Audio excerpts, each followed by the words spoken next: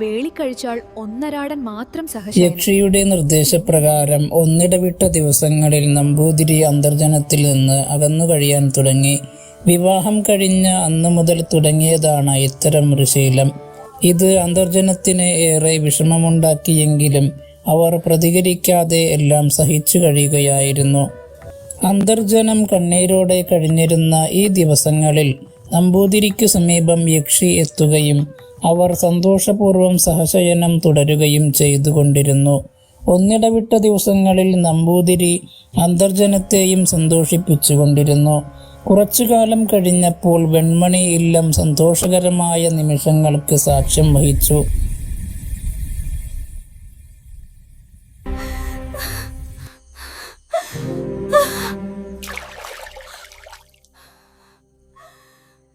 അങ്ങുന്നേ, ഈശ്വര കൃപയല്ല നമ്മുടെ അന്തർജനം ഗർഭിണിയായിരിക്കുന്നു. ഇല്ലത്തിൽ ഒരു ഉണ്ണി ജനിക്കാനുള്ള ഭാഗ്യം വന്നിരിക്കുന്നു. അന്തർജനം ഒരു ആൺകുഞ്ഞിന് ജന്മം നൽകി. അവന്റെ കളിച്ചിരികളിൽ അവർ അതിരറ്റ് സന്തോഷിച്ചു. ഇതിനിടയിലും ഒന്നിടവിട്ട ദിവസങ്ങളിൽ യക്ഷി തന്റെ സന്ദർശനം മുടക്കമില്ലാതെ തുടർന്നു. അച്ഛൻ നമ്പൂതിരിയുടെ ആജ്ഞപ്രകാരം കുട്ടിയുടെ ജാതകർമ്മം, നാമകരണം, അന്നപ്രാശം തുടങ്ങിയ കർമ്മങ്ങൾ അനുഷ്ഠിച്ചു. പിതാവ് ആഗ്രഹം പോലെ വിധിപ്രകാരം ചടങ്ങുകൾ കണ്ട് സന്തോഷത്തോടെ ചരമഗതി പ്രാപിച്ചു. വിധിപ്രകാരമുള്ള മരണാനന്തര ചടങ്ങുകൾ വെൺമണി നമ്പൂതിരി യഥാക്രമം നിർവഹിച്ചു. കുട്ടി വളർന്നു. 7-8 വയസ്സ് പ്രായമായിരിക്കുന്നു. കുട്ടിക്ക് ഉപനയനം നടത്തേണ്ട കാലമായി.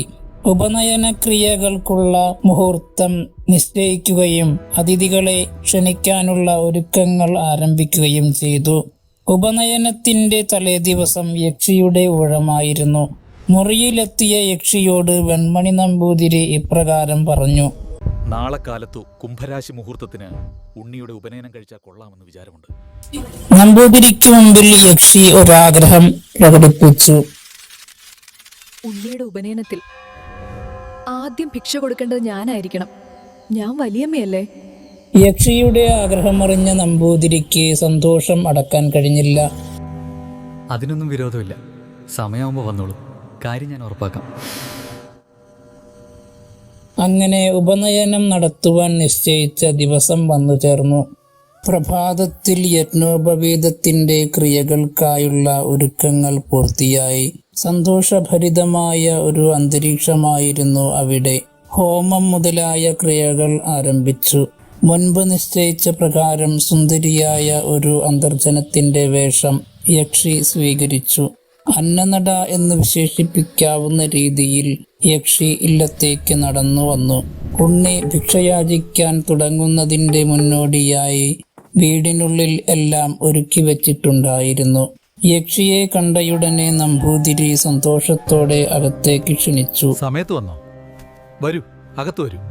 വെൺമണി ഇല്ലത്തിൽ നമ്പൂതിരിയുടെ മകന്റെ ഉപനയന ചടങ്ങുകൾ ആരംഭിച്ചു. അതിമംഗളമാണ്. നിന്റെ ഉണ്ണിക്ക് നാളെയാണ് വേദയാത്രയുടെ ഇല്ലത്തിന്റെ ഓരോ കോണിലും ഭക്തിയുടെയും ഒരുക്കങ്ങളുടെയും ശാന്തത നിറഞ്ഞിരുന്നു. ബ്രാഹ്മണർ ഉൾപ്പെടെയുള്ളവർ പുലർച്ചെ തന്നെ എത്തിച്ചേർന്നു. ക്രിയാസാമഗ്രികൾ വരിയായി നിരത്തി. ഉപനയനത്തിന്റെ ഒരുക്കങ്ങൾ അന്തർജനങ്ങളുടെ സഹായത്തോടെ സശ്രദ്ധം പൂർത്തിയായി. തലമുറകൾ കൈമാറി വന്ന നിലവിളക്ക് തെളിഞ്ഞപ്പോൾ ഇല്ലത്തെ അന്തരീക്ഷം തന്നെ ദൈവീകമായി മാറിയിരുന്നു. ചടങ്ങിലേക്ക് അനേകം നമ്പൂതിരി കുടുംബങ്ങൾ ക്ഷണിതാക്കളായി. മുഹൂർത്ത സമയം അടുത്തപ്പോൾ എല്ലാവരിലും ഭക്തിയും പ്രതീക്ഷയും ഒരുപോലെ നിറഞ്ഞു. അതിഥികളെ നമ്പൂതിരി സസ്മിതം സ്വീകരിച്ചു. അന്തർജനങ്ങൾ അവരുടെ ഉത്തരവാദിത്വങ്ങൾ നിറവേറ്റി ആ മുഹൂർത്തത്തിനായി കാത്തിരുന്നു. ഉപനയനത്തിനായി ഉണ്ണിയെ ഒരുക്കുന്നതിൽ അന്തർജനത്തിന് ഒരു വിറയലും തിടുക്കവുമുണ്ടായിരുന്നു. അന്തർജനങ്ങൾ ക്ഷമയോടെ ഓരോ നിമിഷവും നീക്കിക്കൊണ്ടിരുന്നു. യജ്ഞവേദിയിൽ പൂജാദ്രവ്യങ്ങൾ തയ്യാറായിട്ടുണ്ടായിരുന്നു. ഒന്നും സംഭവിക്കാത്തതുപോലെ അന്തർജന വേഷധാരിണിയായ യക്ഷി അന്തർജനങ്ങളുടെ കൂട്ടത്തിൽ ഒരാളായി ചേർന്നു. പുതിയ അതിഥിയെ കണ്ടപ്പോൾ അന്തർജനങ്ങളുടെ മനസ്സിൽ ഒരു ചോദ്യം ഉദിച്ചുവെങ്കിലും അടുത്തു ചെന്ന് ചോദിക്കുവാൻ ആർക്കും ധൈര്യമുണ്ടായില്ല. പലർക്കും അവളോട് അനിഷ്ടവുമുണ്ടായി. ഒന്നും തൊട്ടശുദ്ധമാക്കരുത് എന്ന് ശാസനയും അവൾക്കു നേരെയുണ്ടായി. എല്ലാവരും അവളിൽ നിന്ന് അകന്നു നിന്നു. ഭിക്ഷയിടേണ്ട സമയമായപ്പോൾ നമ്പൂതിരി എല്ലാവരോടുമായി പറഞ്ഞു, ആദ്യം ഭിക്ഷയിടേണ്ടത് ഉണ്ണിയുടെ അമ്മ. പിന്നെ അത് വിഹിതമല്ല. ആദ്യം ഭിക്ഷയിടേണ്ടത് ഉണ്ണിയുടെ അമ്മയാണ്.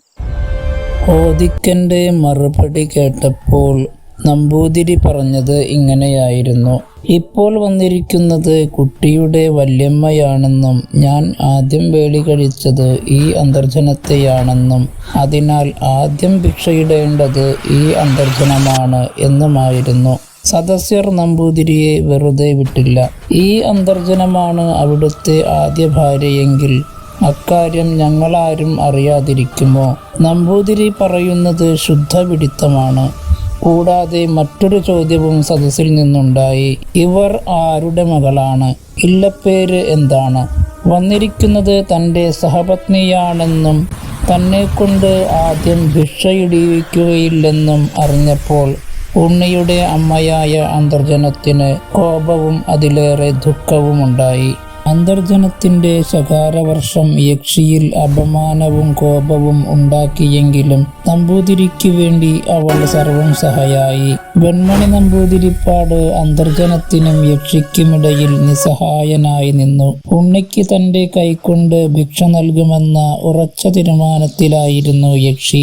അവിടെയുണ്ടായിരുന്ന അന്തർജനങ്ങളുടെ സഹായത്തോടെ യക്ഷിയെ ആ ചടങ്ങിൽ നിന്നും പുറത്താക്കി. അവളുടെ ദയനീയാവസ്ഥ കാണുവാൻ അവിടെ ആരും ഉണ്ടായിരുന്നില്ല. അവർ അവളെ വലിച്ചിഴച്ചു ഇല്ലത്തിന്റെ പടിപ്പുരയ്ക്ക് പുറത്തെത്തിച്ചു. ഈ ക്രൂരത തടയാൻ നമ്പൂതിരിക്ക് പോലും കഴിഞ്ഞില്ല. അപമാനത്തിന്റെ തീച്ചൂളയിൽ നിന്നാണ് അവളുടെ ഭീകരരൂപം പിറവിയെടുക്കുന്നത്. നമ്പൂതിരിയെ പോലും ഭയം വേട്ടയാടി.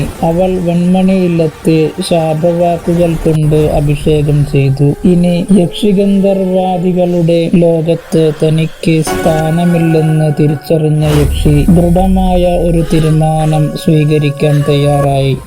യക്ഷി സ്വന്തം ശരീരം അഗ്നിദേവന് സമർപ്പിച്ചു. ഈ ദാരുണമായ കാഴ്ച അന്തർജനങ്ങളെ ഭയവിഹ്വലരാക്കുകയും നിശബ്ദരാക്കുകയും ചെയ്തു.